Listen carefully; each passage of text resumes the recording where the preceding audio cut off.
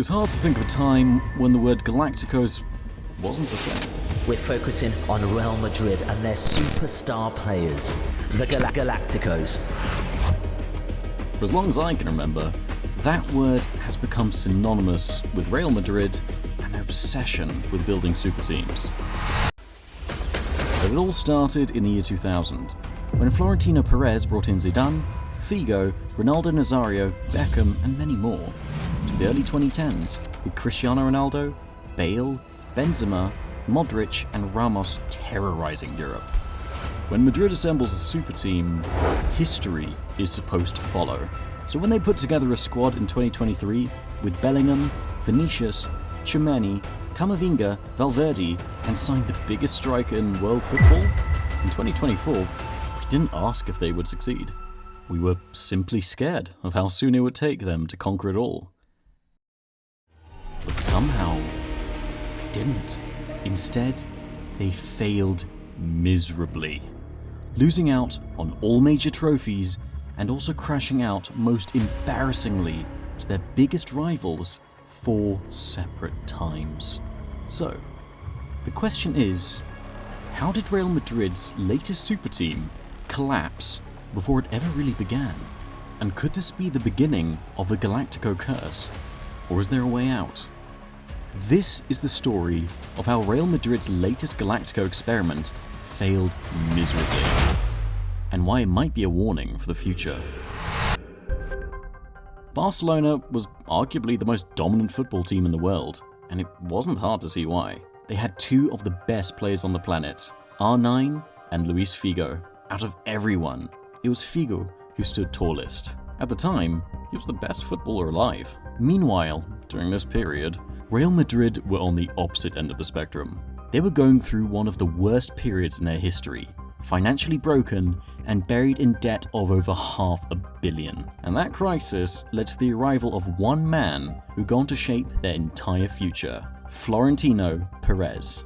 Now, words can't really explain how successful Madrid has been under Perez. But it didn't start so glamorously, because the reason Perez won the election in the first place came down to one outrageous promise, that he would bring Luis Figo from Barcelona to Madrid. At the time, that statement sounded like pure madness, even betrayal, but somehow Perez pulled it off, and with that single transfer, everything changed. Because beyond the signing itself, it was the message that mattered.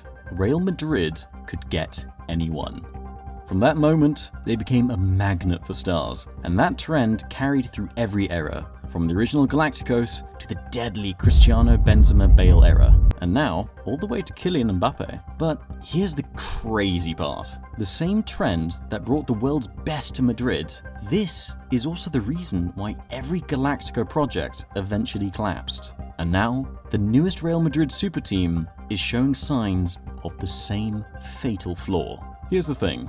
Contrary to what you might think, the first Galacticos weren't as successful as they looked. Yes, on paper, they were the greatest team of all time. They had the best players, the biggest stars, and were the most marketable team in the world. But football doesn't care about your name. It only cares about one thing: what happens on the pitch. And when the ball started rolling, that's where the cracks began to show. The problem is simple. Madrid were building a team of individual brilliance, not collective balance. There was no chemistry, no structure, just talent scattered across the field with no real spine. And that became the first big reason why the first Galacticos failed. There was no balance. Florentino Perez was obsessed with attacking flair, but forgot about defensive grit. He chased marquee signings, but ignored the dirty work in midfield. He even sacked Vicente Del Bosque, a coach loved by the players, right after winning La Liga in 2003. Just because he didn't fit the brand. And what happened next? Madrid went 3 years without a single trophy. Not because they didn't have good players, but because they had no system to tie them together. And now, history is repeating itself. This current Real Madrid super team has the same script. They are stacked with quality, flooded with hype, but once again, they're struggling for the same reason. There's no balance. You can have Mbappe, Bellingham, Vinícius, Rodrigo, Tchouaméni, Camavinga, but without the right glue to hold it all together, it means nothing. And now it's clear that the first reason this Real Madrid super team failed is the same reason the Galacticos failed 2 decades ago. this wasn't supposed to happen. In fact, they were supposed to be more dominant than their recent Champions League winning season. However, if you look into this squad versus the one that won the UCL and La Liga last season, you notice that they are missing the most significant piece of the puzzle. They're missing the spine. Just 2 seasons ago, Madrid had Toni Kroos pulling the strings and Karim Benzema knitting the attack together. But after Kroos retired, instead of signing a deep-lying creator, they spent big on another left-wing forward, Mbappe. Now, the front three is overloaded with players who all want to play from the same zone. Mbappe, Vinícius, Rodrigo, all natural left-wingers. There's no clear striker, no traditional number 10, no creator from deep, and no glue to tie midfield to attack. They didn't replace their general in Kroos. They didn't replace Benzema's football IQ. And they didn't reinforce the fullback positions, especially on the left, where Mendy has been the most horrendous player, leaving gaps in both attack and defense. So yes, the first big reason this super team failed is simple. They lost their structure. They lost their balance. But that is only part of it. Because as big as the first reason is, the second reveals something deeper. It reveals the real reason this super team has failed so miserably. Losing balance and structure was only the beginning. When you zoom in even closer, you realize the real failure of this Madrid super team stems from how the entire system was built. Right now, Real Madrid is stacked with speed, power, and flair, but there's still a serious problem. They don't have any creators. There is literally no one able to play the Kroos role anymore. Let's be honest. Modric is too old, and Tchouaméni and Camavinga are workhorses, not architects. Valverde is an engine, but Bellingham, brilliant as he is not a natural conductor. The only person who would have been worthy enough to play that role has been deemed too young to thrive in the Madrid team, and that couldn't be further from the truth. Arda Güler is the only person who is good enough and who can actually create for this current team. And if you need proof, look no further than their 3-2 win versus Celta Vigo, where he had a goal and an assist. But beyond the goal, it was more about the fluidity. In fact, it was the first time Madrid ever truly felt fluid in attack, and they thrived off the balls provided by Arda Güler. But Ancelotti considered him too raw to trust with the keys of the attack, and that is the problem. Madrid runs forward, fast, but with no one pulling the strings. The attackers are starved of real service, and when the game gets cagey, there's no one to unlock defenses with vision or patience. Even their defenders and goalkeeper don't help with the build-up. There's no Edison-type long ball, no Trent-style quarterback passes from deep, just chaos. Controlled, sometimes, but mostly chaotic. That brings us to the heart of the issue. Madrid has a problem with tactics versus talent. This Madrid side doesn't win with structure. They rely on individual brilliance and hope it works. And to be fair, with players like Bellingham, Vini, and Mbappe, sometimes it does work. But in the big games, against organized sides like Barcelona, Atletico, Liverpool, Arsenal, or Milan, that chaos has been exposed time and time again. Madrid quite literally had no answer for Barca 4 times this season alone. They were utterly clueless home and away to Arsenal and so many other teams. The simple reason is not because they do not have the talent, but because those teams just don't press the opponent. They plan for every scenario. They adjust their formation when needed. They dominate space to create fewer run-ins by Madrid. And in all of these, Madrid has no answer every single time. And that's the problem. Carlo Ancelotti, for all his experience, prefers a hands-off approach. Let the players play, trust the stars, don't overcomplicate. It works for a while, it won trophies. But now, that relaxed style has been exposed. There's no system that protects them when the flare doesn't fire. No clear identity when the stars are shut down. No blueprint for breaking down disciplined defenses. So, yes, they have names. But tactically, they're just winging it, hoping it works somehow. And when that happens, you lose games. But even these tactical issues are still not the deepest part of Madrid's downfall. Because underneath the imbalance and beyond the lack of tactics, there's still one final reason that truly explains why the super team crumbled. And this one, it might be the hardest pill to swallow, because it is the same reason PSG's almighty trio fell apart as well. Main character syndrome is when someone views themselves as the protagonist of their own life story, seeing their experiences as more significant than those of others. This is the same thing that broke PSG's almighty trio, and now it's creeping into the dressing room of Madrid.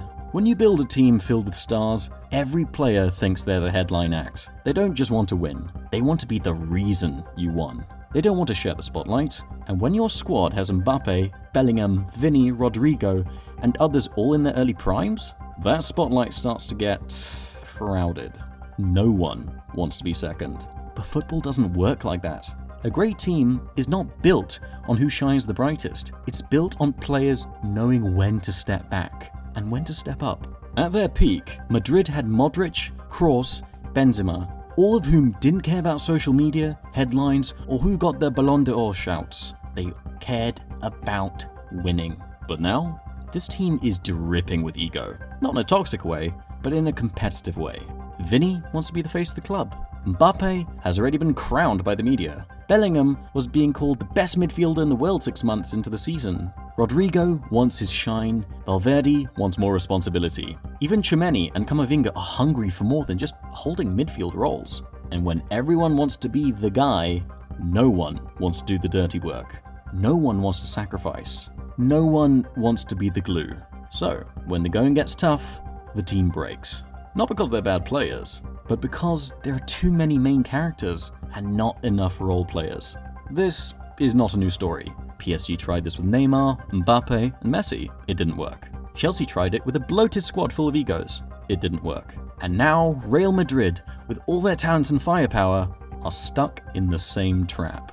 Because when everyone is trying to be the legend, no one is trying to be the team. And that is exactly why Madrid crashed against their biggest rivals, Barcelona. Unlike the Barcelona team, Hansi Flick has managed to turn a team of kids to the most dangerous attack in the world. This has made them score the most goals in Europe, won them 2 trophies, and nearly gave them a final appearance. Unfortunately, Madrid's team is the one that needs special nurturing. They need someone special, someone who understands the team, and most importantly, can tactically manage these egos into the final product. Fortunately, it looks like they've just found that man. For the first time in a long time, it seems like Real Madrid have finally stopped chasing superstars and started chasing solutions. Because for all the flair in the squad, the one thing they've lacked is a brain behind the talents. A leader and a coach who understands both the game and the badge. Fortunately, they have found the right man, Xabi Alonso. As Carlo Ancelotti steps down to take on Brazil's national team, Madrid made a move that might just fix everything. They brought home Xabi Alonso.